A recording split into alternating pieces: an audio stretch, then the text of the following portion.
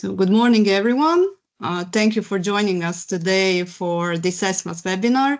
My name is Alexandra Bojanic. I'm from ESMA Communications team. And before we start with the presentation, I will provide you some technical details, technical information. So the webinar is recorded and the recording will be published on ESMA's public channels together with the presentation. And recording and slides will be sent to all attendees after the webinar. So you all attendees are muted and with camera turned off.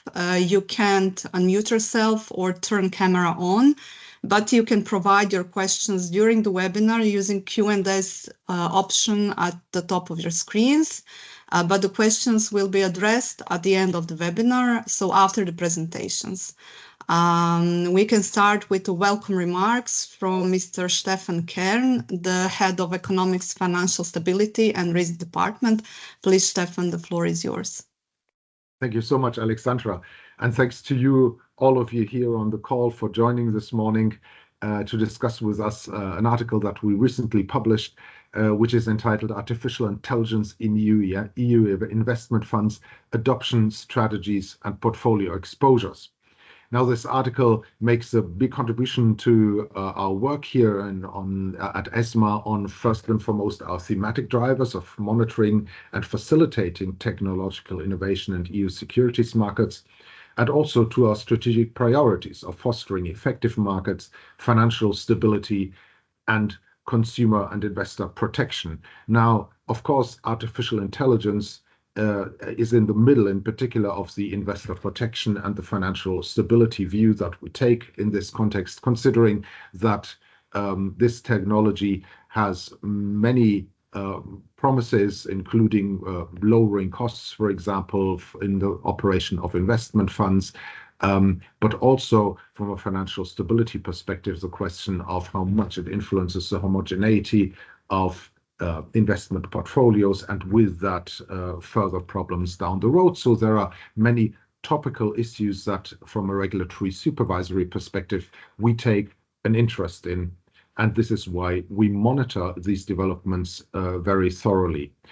This is not a starting point for us. Of course, as many of you know, we've been looking into the impacts of artificial intelligence for a long while. As long as 3 years ago, we published a study on the use of artificial intelligence in securities markets, which provided an overview of the first pickup of AI in our remit. And since then, of course, a number of things have happened. First and foremost, of course, in the markets themselves, with new iterations of artificial intelligence, what it can do, and what it is capable of adding in terms of services to the financial industry. And this is why we now take an additional look at these matters and ask the question, in particular, when it comes to investment funds, what the impact is. And let's keep in mind that investment funds and investment management is particularly relevant given its crucial role in actually channeling trillions of EU savings into productive investment. So this is a very salient issue from our perspective. The article itself that we are discussing with you today is structured around two big themes that we take a look at. And the first big theme is the operational use of artificial intelligence by funds, i.e. the question to what extent this technology is utilized by the funds in order to improve processes, in order to enhance their functioning, and also to lower costs at the end of the day. And we find, we will get more details later in a minute, but we find overall that the pickup is relatively cautious in that respect. The second dimension that we look at is actually the impact of artificial intelligence on the portfolio investments of these funds themselves. So the question of how much of the portfolios in EU funds are actually invested through these funds in AI-related companies and securities. This is, of course, a very important question from the perspective of the fund performance. And in fact, we see a growing exposure of AI-related companies, mainly driven by rising market valuations, and recently also by the drop of market valuations in the AI sector. So this is subject to quite some volatility. So we look into that as a second topic. Both of them highly relevant question for the overall topic of AI and the fund industry. And I'm very pleased to look at the agenda today, where we have first the presentation of our work by Giulio Bagattini and Federico Piazza, both of them analysts at the economics department in ESMA.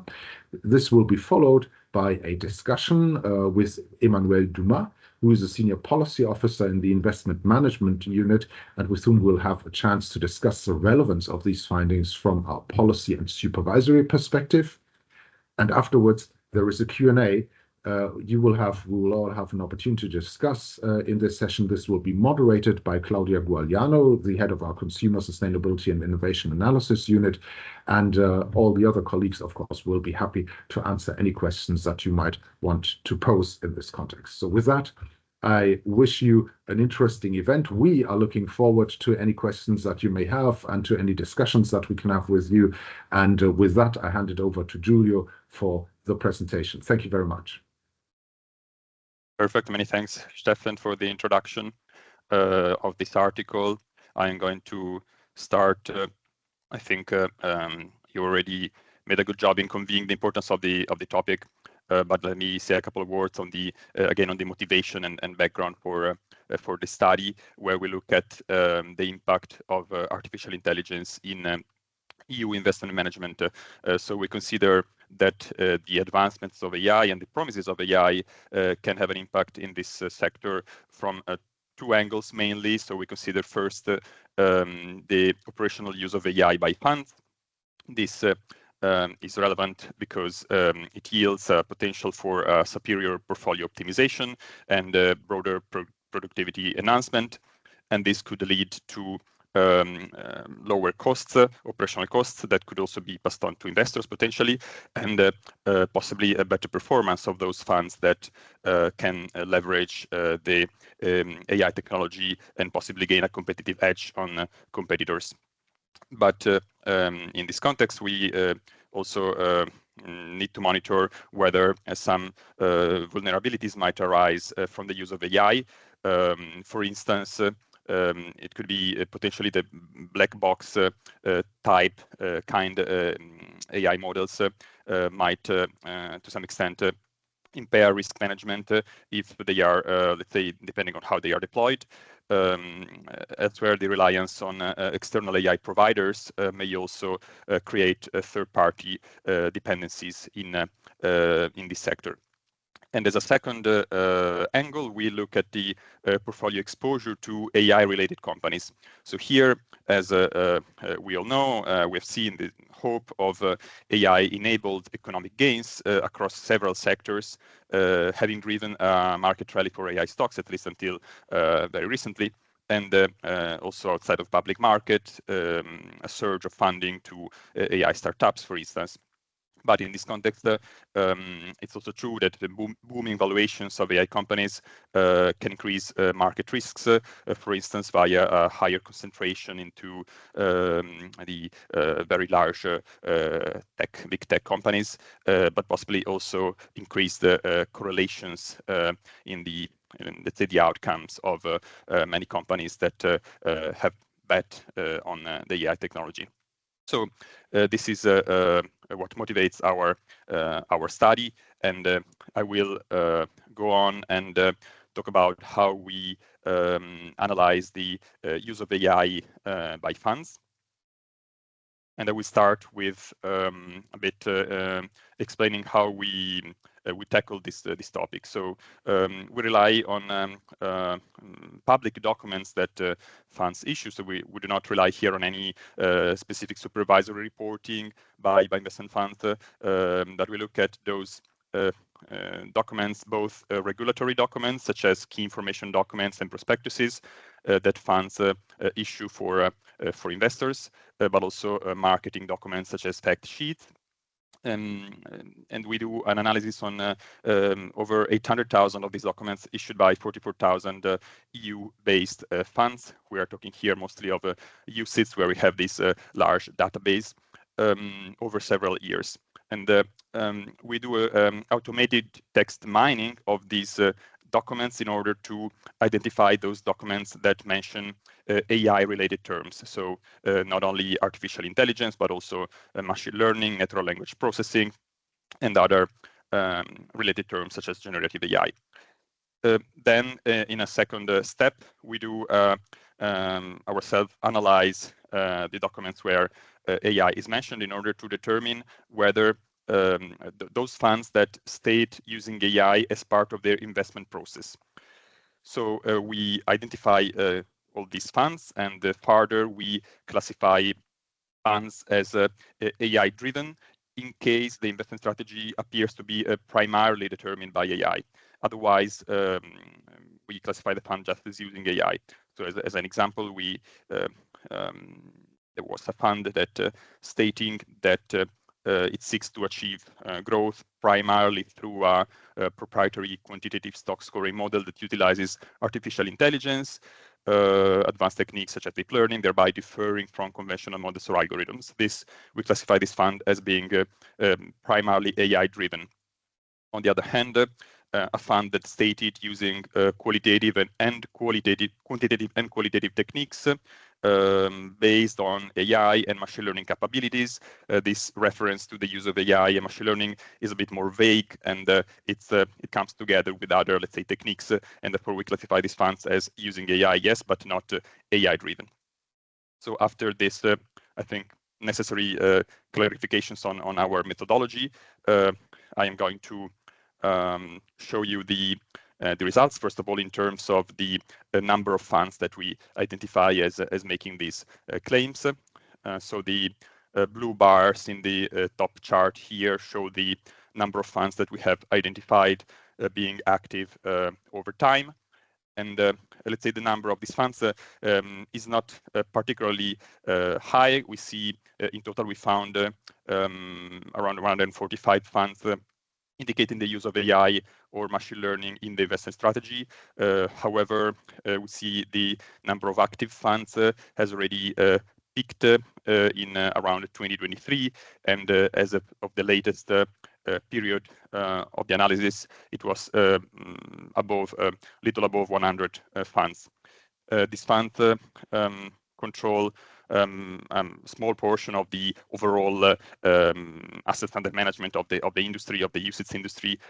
We are talking about 0.1% around of the assets under management. Also, fewer still of these funds adopt AI-driven strategies. So these are represented by the red bars in the chart. So we see the number of funds that appear, according to our, let's say, assessment, to adopt primarily AI-driven strategies is around 30% of the total of these funds we identified. Quite interestingly, funds normally do not promote the use of AI as a supporting tool, as it could be, for instance, the use of the recent generative AI tools, large language models. So we do not find this. This is not entirely surprising given that the documents we are looking at are documents where funds are supposed to outline their investment approach, but they're not bound to disclose in great detail their tools they use in their business to investors. So we find that indeed funds do not particularly promote the use of large language models, for instance, that as we might have expected. Also, the bottom chart shows that these funds actually had limited success among investors, in the sense that the investor flows were sometimes negative, sometimes positive. So these funds were not able to attract consistent inflows from investors. We then analyzed whether these funds appear to be to distinguish themselves from the others in terms of either their performance or the cost that they charge to investors. We find that actually these funds do not perform particularly differently from other funds after we of course, control for the type of fund and also, let's say, other characteristics such as the fund's size, age, geographical investment focus. Other things equal, funds that state using AI do not show particularly different performance from the others. In terms of costs, we find some marginal lower costs for retail equity funds that use AI compared to the others. However, this result is not entirely, let's say, robust, given that when we look at the costs of funds that use AI-driven strategies, so really the subsample funds that base their investment strategy primarily on AI, this cost advantage is actually smaller and not statistically significant. So let's say overall, as shown by, let's say, this complicated-looking table with the averages of different measures, including performance and cost, the averages for funds that use AI and for funds that do not use AI are not normally not statistically. There is no statistical difference in this. So this concludes the overview of the analysis on the use of AI, and now I will hand it over to my colleague Federico Piazza, who is going to talk about our quantification of funds investment in AI companies and AI-related companies and indices. Over to you, Federico. Thank you very much, Giulio, and good morning to everyone also on my side. As Giulio just mentioned, the objective of the second part of the analysis is to switch the focus from the actual usage of AI-related tools from the fund manager side to the investments into AI companies that we observe within the fund portfolios. So the first part of the analysis was in a way to try to find a suitable definition of what an AI company is, and the way we try to do so is to look at indexes. Now, there are a handful of AI-related indexes existent. We identified 7 AI sector indices, and we tried to compare the constituents of this indexes. So on the top left-hand side corner, you can see this chart which plots the performance of these indices, and we can observe that there is quite a divergence, especially in the most recent quarter. Now, this is not necessarily given by a significant change within the underlying constituents of the indexes, but rather on some, let's say, differences in how the weightings for mainly the large cap stocks, so the bigger firms within these indexes, are concerned. But in general, from a, let's say, performance perspective, it's already clear how there's not, I would say, a clear cut within these indexes. Moreover, when looking at the specific constituents of the indices, so the companies which made up the indices, we find indeed that there's quite some divergence in the selection of AI companies, as most companies which we identified as constituents of the indices, there were almost 198 different AI companies who appeared at least or only in one indexes. And out of this 198, more than half, that is 115, are only present in one of the 7 indexes. With only 3 companies, namely NVIDIA, Alphabet, and Microsoft, which were present in all the 7 indexes. Now, if there's a bit of extra information in the bottom left-hand side chart, well, table rather than chart, where we spelled out the name of the indexes, the amount of the constituents, and the overlap. So how many of these constituents appear not only in the mentioned index, but also in a second index. And we tried to consider for the following analysis I will present to you only those companies that are present in at least 2 out of the 7 indexes, which are 83 companies. Out of these 83 companies, the majority is based in the US, almost 3/4 of it, with the last quarter, which is almost evenly split between Asian-based and EU-based company. Now, if we move to the next slide, Giulio, please. Thank you. So we managed to identify a selection of AI companies making use of these indexes, what we did was to match these companies with the portfolio holding data of European equity funds. So we have from Morningstar this portfolio holding data, which enclosed portfolio holding information for EU investment funds, mainly UCITS.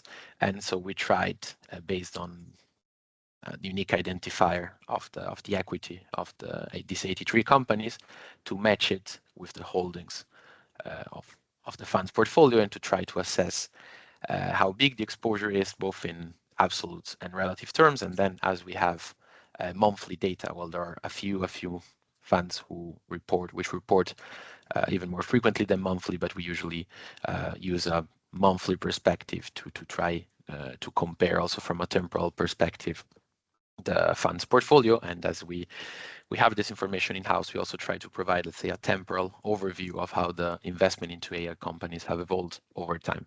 So firstly, and is you can find information in the pie chart in the top left corner, $500 billion of investments, that is about 15% of all holdings in these 10,000 equity funds, flow within AI companies. This has increased since 2021, and this share of investment flows mainly, as you can see in the pie chart, towards a selection of bigger companies. Now, we see that Magnificent Seven stocks, this is the way Microsoft, Nvidia, Apple, Alphabet, Amazon, Meta, and Tesla are named. So this 7 stocks account for 43% of all investments by European fund. If we look now in the bottom chart to a more temporal overview, we see how also in relative terms the share of investment into AI companies by European fund has steadily increased. It was below 10% at the beginning of 2021 and is now between 40 and 15%. Now we divided on one hand the investment into Magnificent Seven, also to show that while there's an important share of, as you see in the pie chart, of investment which flows into this, let's say the exposure towards AI companies is not limited to these 7 companies, but has a way longer tails, which is constituted by all these other 76 companies. And then we also try to distinguish between actively and passively managed fund. And as you can see, there tends to be a higher exposure from actively managed fund in the most recent period. Well, the analysis dates up to June 2024, but up to then you can see that in general, actively managed funds held a higher share with respect of passively managed funds. Now into the next slides, we finished this analysis trying to focus on the specific exposure of each and every fund. So before we saw the total investment into AI companies, how this is characterized in the sense of within each specific companies. Now we would like to assess how funds behave. So what's the average exposure within these AI companies from a fund perspective, and in general, how many funds are exposed towards that specific amount. And the way we did this is by employing some box plot. Now you can see in the left-hand side there are 4 box plots, 2 for 2021, 2 for 2024, and we distinguish again, as we did in the previous chart, between all AI companies and between only Magnificent Seven, as we saw that the investments are quite concentrated within this subselection of companies. Now, as you can see from the box plot, this is a bit flattened towards 0%, as we have an important amount of funds which are either thematic fund or funds focused, for example, into European or emerging markets, which do not have an important exposure towards AI companies. However, and the way I would like to read this chart, as we have all the specific exposure of each and every of these 10,000 funds, is to focus from the median to the top edge of the box plot, and then towards the whiskers and towards all this long head of little point, of little diamond, which all represent a fund. Now, starting from maybe this specific set of points, all these small diamonds are funds which pertains to the top 10% as far as exposure towards AI companies is concerned. So up until the whisker, that is the small horizontal line into the box plot, we have plotted this 10% of funds, that is about 1,000 funds. And first and foremost, you can see how there's a long head. So there are a few funds which have an increasing exposure and a very high exposure, with some being almost solely invested into AI companies. And in general, if we only consider this 90th percentile, so the top 10% of funds, we see that at the threshold, the amount of exposure is about 27%. So the top 10% of funds who invest the most into AI companies are exposed more than 27% into AI companies. That is, for every dollar invested in the portfolio of this fund, more than 27 cents are into AI companies. And then if we move down and we get to the edge of the box plot, we also observe that again, for all AI companies for 2024, the top 25% of funds exposed to AI companies have more than a 15% exposure. So on one hand, this you can see there's still an important head, so that while 10% is exposed to at least more than 27%, we have observed how some funds have an increasingly high exposure, and some of this even more than 60, 80, or 80%. And on the other hand, we could also observe how this increase in each fund's exposure have changed the box plot from 2021 to 2024. As you can see, both in terms of this top 10%, so the upper whisker, and both of the edge of the box plot, there's been a significant increase in the exposure. And finally, also something to pointing out is if we compare the blue box plot with the green box plot, so the exposure towards all AI companies within the exposure to only Magnificent Seven companies, we see how, while there has been also a growing exposure towards Magnificent Seven companies, we have noticed, and this was already the case in the previous chart, an increasing exposure towards also, let's say, the longer tail of AI companies. So not the biggest in terms of market cap, maybe, which would also denote a potential interest towards what we call here AI bets, that are investment into AI companies with a smaller market cap and probably a higher potential possibility of stock increase or returns in a way.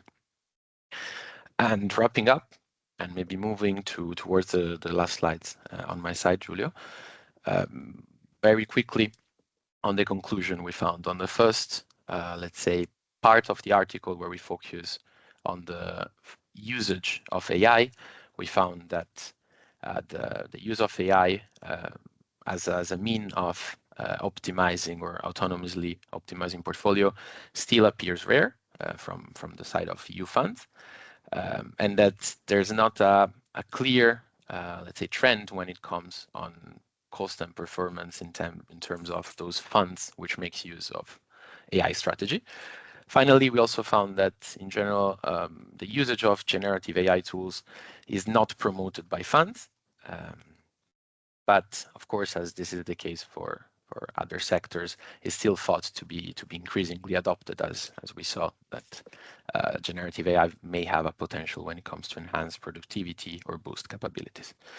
Moving towards the second part of the analysis, so the specific exposure towards AI companies from the investment of European funds, we saw that there's again a significant portion of EU funds which increase their exposure to AI companies. Now, almost as we saw, 10% of funds hold more than 27% of AI companies as a share of their portfolio.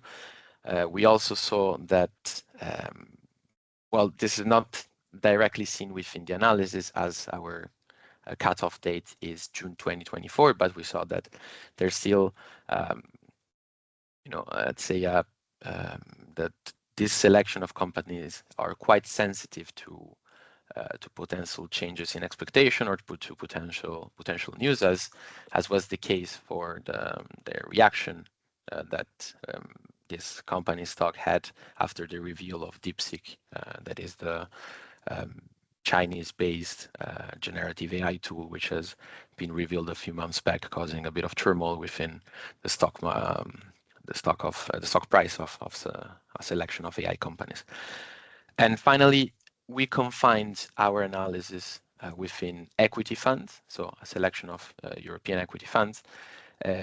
However, and this could potentially be one of the expansion or in the future of the analysis, there might be similar risk in other markets, that is, funds which mainly invest in debt or fixed income or mixed assets funds or private equity funds. And I think with this, I can stop here and can leave the floor to Emmanuel, who will be our discussant today. And on my side, thank you very much for your attention and for being here today. And please, Emmanuel, I'll leave the floor to you. Many thanks, Giulio and Federico, for this presentation, which is, I think, very interesting. As Stefan was indicating in the beginning, I'm coming from a slightly different background, since I belong to the policy department of ESMA, focusing on investment funds, so more into the regulatory space related to investment funds. And given this, I will try to structure my few remarks taking this into account. So I would like first to make short comparison with other similar types of work which has been published. Secondly, I will present some potential extensions that you may consider in the future. And finally, I will try to ask a few regulatory questions which may pop up when reading your article, having in mind that I think we are at the preliminary stage of all the work on the interaction between AI and the regulatory space of investment funds. So these are questions we don't have the answer yet, I think, but it's still quite interesting to see where all this we're going to. So first of all, in relation to the comparison with recent similar work, as we have seen the work from Giulio and Federico focused on the identification of AI funds using text mining on various fund disclosures, including kits and prospectuses, but other authors in the very recent past have tried to use other types of techniques to do that.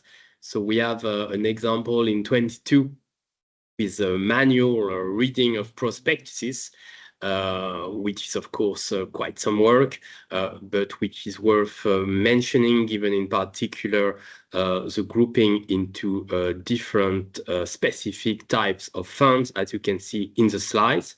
And we have also another article I'd like to mention, which was published in 22 and also work from the IMF in 24. Which is also interesting because it uses another way of trying to identify AI funds by using job posting data. So that's another approach, I would say.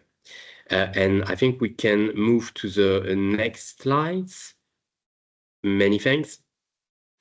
And in this slide, as I was just mentioning, I would like to discuss the potential extensions of the work which was done by the colleagues Giulio and Federico.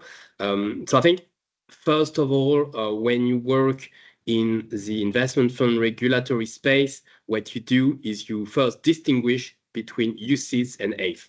That's a very important distinction because, as you know, the UCITS directive defines both the structure of the fund and the characteristic of the manager, while the IFMD really focuses on the duties of the manager, but it does not say much on the contents of the funds. There are a variety of AIF, from real estate to hedge fund under the IFMD. And therefore, it's always quite interesting to try to distinguish when you make a study between those different types of funds. Of course, it to a large extent depends on the data you have. In the present case, there was data on UCITS, but given the technique that we are talking about is, of course, quite an interesting and recent one, you may also consider, if you have data, of course, to extend the work to AIF. So that's the first point. And the second point is, and again, this is provided you can do that from a data standpoint. It's also quite interesting, I think, to conduct this similar type of work, distinguishing by type of AIF. We know that under the IFMD, there's a specific reporting in place. In this reporting, you have different sub-strategies which are defined. So that's maybe an interesting approach to follow. And secondly, of course, another possible extension of the model is to distinguish by type of AI, because of course, AI to me is quite a generic term. It covers various techniques, various realities, I would say. And of course, aggregating all of this under one term is, a very important step. But if it's possible, if it were possible to distinguish by types of techniques, that could also bring a lot of interesting information. So I've tried to list some of those in the slides, such as distinguishing by techniques like NLP, machine learning, deep learning, etc. But I think that there's also quite an interesting work on the classification of AI, which would be the most relevant one for the investment fund space, which is still to be done, in my view. And finally, the last type of categorization which would be possible extension that you may consider is to distinguish by activities of the fund manager. Because of course, when you assess the use of AI, it's quite not the same if it's about portfolio and risk management, or whether the use of AI is really solely for example, for the purpose of subscription and redemption of share. We've had recent examples of cases where we have for use of blockchain. So is there any type of link between the use of AI and blockchain, for example? That's just a question. And finally, of course, the use of AI for compliance, administration, and any other function of the fund. That could be an interesting one. So of course, from my side, it's very easy to say, try to do this, try to do that. Then of course, it depends on the data you have. But I just wanted to mention these possible extensions. And I think we can move to the next slide. Many thanks. So the policy aspects. So the policy aspect, I think, it could be, I've made it very concise because this is not the purpose of this seminar to discuss this, but of course, it could be quite a discussion. So I would just like to raise a few questions which come to me very naturally when reading the work from Giulio and Federico. So first of all, when you talk about regulatory or policy aspect, you talk about risk. And so which type of risk are we talking about here? Do we believe, having read the article, that the use of AI by investment fund may raise some risk related to black box, as it was mentioned earlier in the presentation, third-party dependencies, or risk management, or is it just not material? Or do we think that there's simply not no evidence of this at the moment?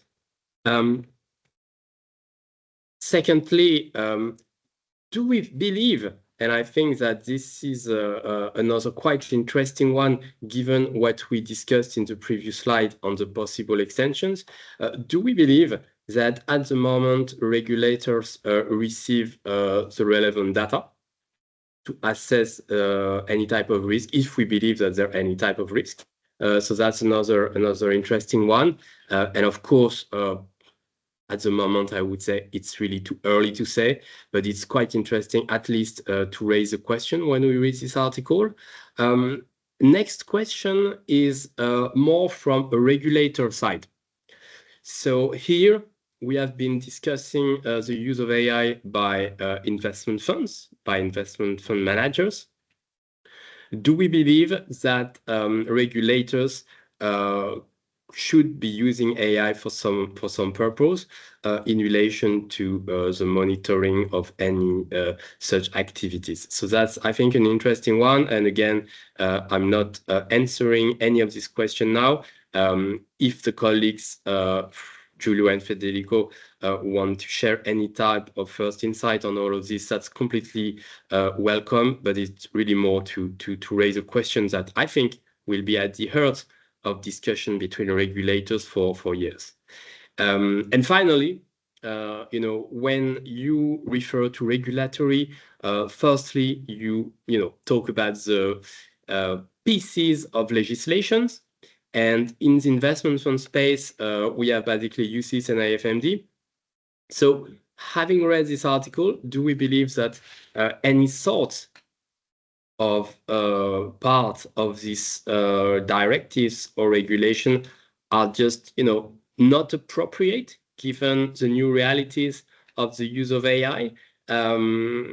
Or do we think that the current framework, the regulatory framework, can fit with these new realities? So that's the last question, which is, again, I think, at the heart of many debates in the future. But at this stage, I just wanted to raise the questions. And that would be it from my side. So again, many thanks, Giulio and Federico. If you want to answer to any of those points, please do so. But of course, my point was also more to raise the questions. Many thanks. Okay, thanks a lot, Emmanuel, for the discussion and also for suggesting so many interesting points. I'm sure that Giulio and Federico will take them into account and maybe develop new research based on these research questions. I think we can now open the Q&A session. And just to remind, as Emmanuel said, that this is really about the analytical results that we presented today, more than on the policy issues. And I will invite Giulio and Federico to reply to this first question that is about the analysis of performance and cost of funds using AI. And the question is, in a way, another potential extension of the analysis. And it is related to the fact if we analyzed the impact of the use of AI on the cost efficiency of asset managers. And if you have any idea and suggestion related to that. So maybe I can take this one. Thank you, Claudia. So the analysis right now is at the fund level, but indeed it will be very interesting also to have an idea of the impact of the use of AI at company level. And this would regard, for instance, the deployment of productivity enhancement tools, as I was mentioning, that could, such as large language models, this AI assistant. So I think it would indeed be interesting to see whether the deployment of these tools at company level leads also to cost advantages and that can be passed on to investors, while our analysis currently refers really to the use of AI within the investment strategy at the fund level. And therefore, as I mentioned, we don't have much visibility on whether these funds are taking advantage of AI assistance, for instance, deployed at company level.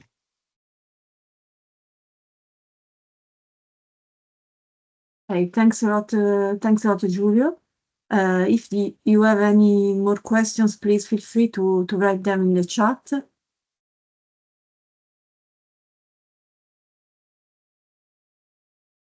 Any points you would like to raise related to the discussion from Emmanuel? Any potential extension that we see feasible? Maybe I can get back to some of the comments very briefly.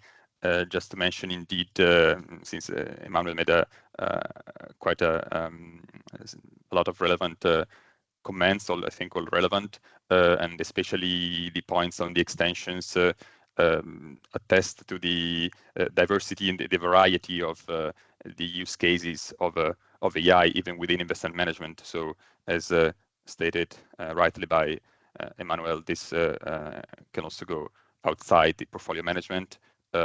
In our analysis, given we look at fund disclosures that mention AI mainly in the context of portfolio management, this is the angle we can look at. But of course, other AI tools can be relevant more broadly.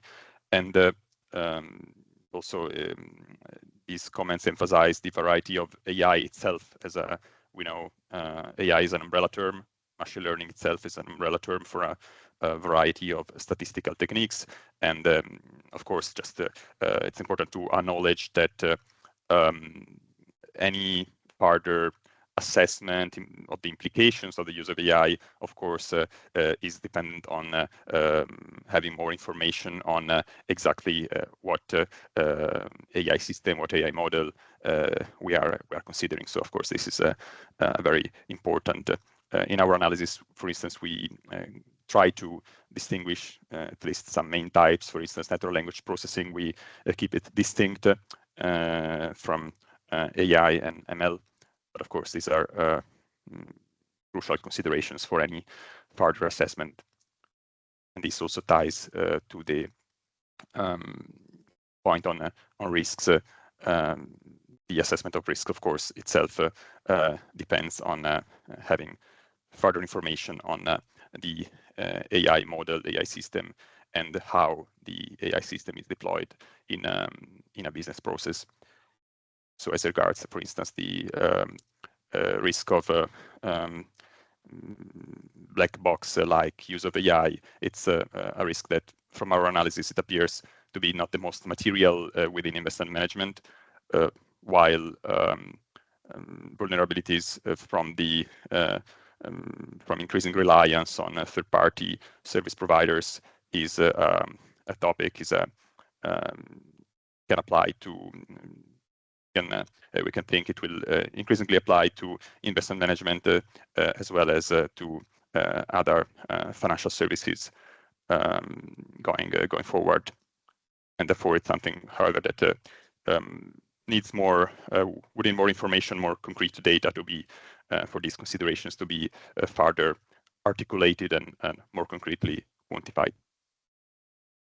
So with this, I have briefly answered to Emmanuel's insightful comments. Yeah.